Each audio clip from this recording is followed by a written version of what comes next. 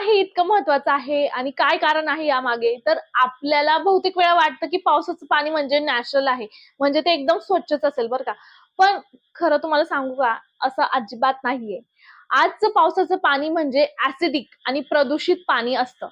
कारखान्यांचं धूर, धुळीचे प्रदूषण, वाहनांचे धुराचे कण हे सगळं आकाशात जातं आणि पावसात त्या सगळ्यांचं पार्टिक्युलेट कणांसोबत खाली येत असतं.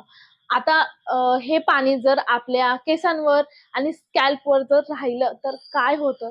तर सगळ्यात पहिले म्हणजे स्कॅल्पचं नॅचरल पीएच असतं ते बिघडतं. आपल्या स्कॅल्पचं एक नॅचरल म्हणजे ॲसिड बेस बॅलन्स असतं, जे पावसाचं पाणी बिघडवतं. आणि दुसरं कारण म्हणजे आपल्याला इचिंग होते, डॅन्ड्रफ वाढतो आणि केस गळायला सुरुवात होते.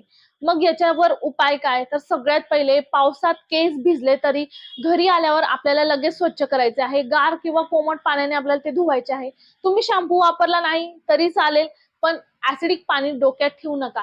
जर वेळ नसेल केस धुवायला किंवा काही कारणाने केस धुतले जात नसतील, तर तात्पुरता उपाय म्हणजे सॉफ्ट मायक्रोफायबरचा टॉवेल असेल तो घ्या. तर जनरली यूज होणारे जे टॉवेल असतात, तर केसांना घासून ते डॅमेज करतात.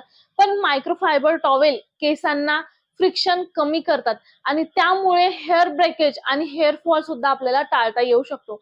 त्यामुळे लक्षात ठेवा, पावसाचं पाणी नॅचरल वाटतं, पण ते केसांसाठी नुकसानदायक ठरू शकतं.